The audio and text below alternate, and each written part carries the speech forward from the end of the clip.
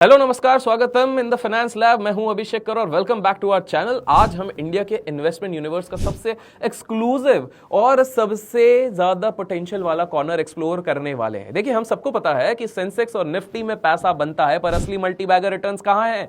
Unlisted space में।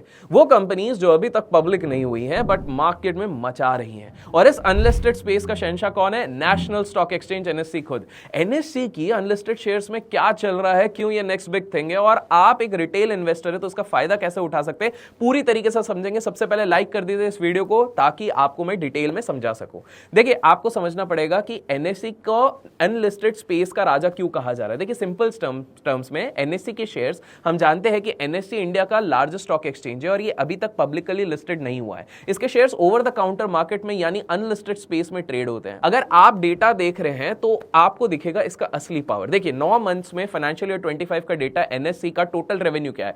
14,780 crore. That's a whooping 30% growth over the previous year. और इसका 72% revenue कहां से आ रहा है? ट्रांजैक्शन चार्जेस से, मतलब हम जो ट्रेडिंग करते हैं उससे। अब आप लोगों को पता है कि यहां पर आपको सोर्स दिख रहा होगा कि कहां से ये सारी चीजें आ रही हैं और आप हाइलाइट्स देख सकते हैं स्क्रीन पे। और प्रॉफिट आफ्टर टैक्स पैट देखिए तो 9,538 करोड़, 64% का growth year on year. Imagine कीजिए, एक कंपनी जो सिर्फ ट्रांजैक्शन फी और ट्रेडिंग वॉल्यूम से इतना पैसा बना रही है वो कितनी ज्यादा स्ट्रॉन्ग होगी। They are fast growing mega cap with strong cash flows हैं, लो कैपेक्स है और आरओई आरओसी जैसे रेशियोज भी हाई हैं। ये कंपनी लिटरली मार्केट लीडर है। 93% share in cash equity, 99% in equity index futures. और ये आपको स्क्रीन पे इसके रेफरेंस दिख रहे हैं। अब क्या आपको पता है, पहले एनएससी के शेयर्स खरीदना एक बहुत बड़ा हेडेक था। एक्सटेंसिव डॉक्यूमेंटेशन, लीगल कॉस्ट, और इसलिए सेलर्स सिर्फ लार्ज क्वांटिटीज में डील करते थे। बट वेट, अक्टूबर 2024 में सेबी ने प्रपोजल के बाद और अब एनएससी वो खुद वो डॉक्यूमेंटेशन रिक्वायरमेंट हटा चुकी है। अब इसके शेयर्स फ्रीली ट्रेडेड हो सकते हैं। इसलिए just like any other stock exchange, unlisted space आपके लिए एक अपॉर्चुनिटी है। तो अब आप पूछोगे हमें इसका कैसे फायदा मिलेगा? जब कल को एनएससी लिस्ट होगा कोई और कंपनी, तो हम आईपीओ में अप्लाई कैसे कर सकते हैं? आप सही हैं, आप अप्लाई नहीं, बट प्रॉब्लम कहां पर है? आईपीओ के अलॉटमेंट में। जब कोई हॉट आईपीओ आता है तो 50 to 60 टाइम्स सब्सक्राइब हो जाता है। अलॉटमेंट मिलना लॉटरी जैसा हो जाता है और मैसिव पोस्ट आईपीओ गेन्स होते हैं वो अक्सर छूट जाते हैं। अनलिस्टेड स्पेस आपको ये गोल्डन टिकट देता है। ये एक इंटरेस्टिंग एवेन्यू है फॉर डाइवर्सिफिकेशन। सबसे पहला अर्ली स्टेज एंट्री, आप OYO, boat, Swiggy, CSK, Orbis जैसे हाई ग्रोथ कंपनीज के शेयर्स में उसके लिस्टिंग के पहले एंट्री ले सकते हो। You are blending the angel startup investing with stability of mature company. दूसरा, पोटेंशियल ऑफ अल्फा। जब आप प्री आईपीओ में इन्वेस्ट करते हो तो लिक्विडिटी रिस्क के बदले आप हायर रिटर्न्स एक्सपेक्ट करते हो। अगर आपकी कंपनी के वैल्यूएशन आईपीओ में अनलिस्टेड प्राइस से बहुत ऊपर सेट होती है तो आपको अल्फा मिलता है। तीसरा, बाईपास द आईपीओ फ्रेंजी। आपको अलॉटमेंट लॉटरी का वेट नहीं करना पड़ता। अगर आपको कंपनी अच्छी लगती है आप शेयर्स खरीद सकते हैं। लेकिन हर चमकने वाली चीज सोना नहीं होती है, हाई रिस्क रिवॉर्ड स्पेस होता है। यहां ड्यू डिलिजेंस जरूरी है। आपको क्या देखना है? गुड एसेट, कंपनी के फंडामेंटल्स और गवर्नेंस चेक करो, जैसे कि लिस्टेड में क्या करती है। दूसरा, फेयर प्राइस, पी जैसे मैट्रिक्स को देखो ताकि फेयर प्राइस पता लगे क्या पोटेंशियल टर्न अराउंड है, जैसे ओयो जो प्रॉफिटेबल ग्रोथ पर फोकस करती है। अब यहीं पे द इनक्रेड मनी एडवांटेज, जब बात आती है ये अनलिस्टेड स्पेस में इन्वेस्ट करने के लिए तो ये प्रोसेस ट्रांसपेरेंट और फ्रिक्शनलेस होना चाहिए। इसलिए I want to talk about InCred money, जो इस स्पेस में एक सॉलिड फैसिलिटेटर बन चुका है। ये वो प्लेटफॉर्म है जो आपको अनलिस्टेड इन्वेस्टमेंट जर्नी को सिंपल बना देता है। क्यों इन्वेस्ट करें थ्रू इनक्रेड मनी? यहां पर है 5 पॉइंटर्स। पहला, लो मिनिमम इन्वेस्टमेंट। जी हां, अनलिस्टेड शेयर्स ऑफन डिमांड करते हैं ह्यूज टिकट की, बट इनक्रेड मनी ऑफर करती है low minimum investment, sometime as low as 1 unit per share, making it accessible to everyone. दूसरा, zero charges. Imagine buying shares with zero fees, zero charges and zero brokerage. यहां पर वो मिलता है। तीसरा, competitive prices और एक्सपर्ट सपोर्ट। वो ensure करते हैं कि आपको मोस्ट कॉम्पिटिटिव प्राइस मिले और एक्सपर्ट का सपोर्ट मिले। चौथा, trust and safety. InCred money is backed by InCred, a diversified financial service group providing a layer of trust and reliability. पांचवा, आपको फास्टर सेटलमेंट मिलता है। सबसे बेस्ट, आपका शेयर रिसीव होता है डीमैट में विद इन T+5। कोई लंबा वेट करने की जरूरत नहीं है। और अगर आप अनलिस्टेड स्पेस को एक ऑल्टरनेटिव ढूंढते हो तो आपको डेफिनेटली, मैंने डिस्क्रिप्शन में लिंक दिया हुआ है, इनक्रेड को आप चेकआउट करना चाहिए।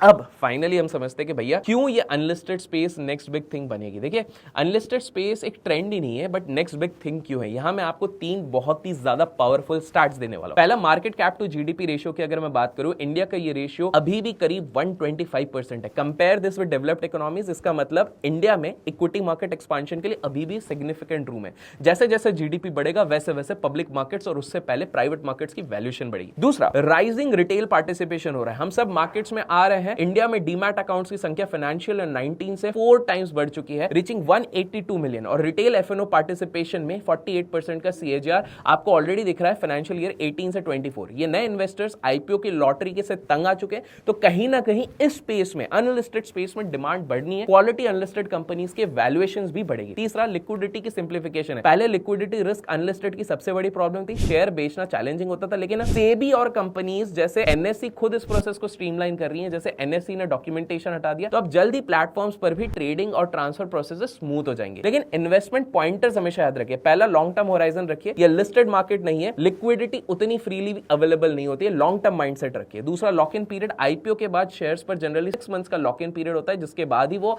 आप बेच सकते हैं। तीसरा, avoid frenzy, FOMO, fear of missing out में अक्सर लोग एक्सेसिव मार्केट फ्रेंजी चलते हुए स्टॉक को अवॉइड नहीं कर पाते, इससे बचिए। एंड फाइनली आपको समझना है कि इसके स्ट्रेंथ, वीकनेस, अपॉर्चुनिटी, थ्रेट क्या है। स्वॉट एनालिसिस, सीधे सीधे मैं इसकी बात करता हूं, एक एक करके, just like a pro researcher हम इसके स्वॉट एनालिसिस कर लेते हैं। अभी तक वीडियो पसंद आया लाइक कीजिएगा, कमेंट्स में आप आईपीओ लिखेगा, आईपीओ रिलेटेड अगर वीडियो चाहिए। पहला, स्ट्रेंथ, मार्केट की लीडरशिप, जैसे कि मैंने बताया था 93% आज के समय पे एनएससी में कैश इक्विटी में काम हो रहा है, लीडर्स हैं वहां पे, तो कहीं ना कहीं है। दूसरा, टेक्नोलॉजी की लीडरशिप, एनएससी ने इंडिया में इलेक्ट्रॉनिक ट्रेडिंग शुरू करी थी, वो एडवांस ट्रेडिंग इंफ्रास्ट्रक्चर में पाइनियर बन चुकी थी। तीसरा, strong financial, mega capital, high growth, high profitability, low debt, high return ratio, ये सारी चीजें इसके पास है। नेक्स्ट, डाइवर्सिफाइड रेवेन्यू स्ट्रीम्स है, ट्रांजैक्शन चार्जेस के अलावा एनएससी फिक्स्ड इनकम कमोडिटीज और इंडेक्स बेस्ड प्रोडक्ट्स में भी एक्सपांड कर रही है। वीकनेस की बात करें, रेगुलेटरी डिपेंडेंस है, एनएससी का रेवेन्यू सेबी रेगुलेशंस पे हाईली डिपेंडेंट रहता है। अगर सेबी ने काफी सारे वीकली एक्सपायरीज और एक्सपायरीज पे कॉन्ट्रैक्ट किए तो रेवेन्यू में थोड़ा सा इफेक्ट पड़ सकता है। दूसरा, रिलायंस सबसे ज्यादा इनका है ट्रांजैक्शन रेवेन्यू में, 82% रेवेन्यू ट्रेडिंग वॉल्यूम से आता है। ग्लोबल पीयर्स अगर कंपटीशन में आए तो थोड़ा प्रॉब्लम होगा। तीसरा, लिटिगेशन रिस्क हो सकता है, ऑल्दो यहां पर काफी सारी चीजें हो गई सॉर्टेड, लेकिन कुछ लिटिगेशन वाली चीजें भी चल रही थी। अपॉर्चुनिटीज की मैं बात करूं तो देखिए, अगर हम इंडियन ग्रोथ मार्केट की बात करें, मार्केट की ग्रोथ की बात करें, तो इकोनॉमी ग्रो कर रही है, तो इक्विटी मार्केट भी एक्सपांड करेगी, तो कहीं ना कहीं एनएससी भी एक्सपांड होगा। दूसरा,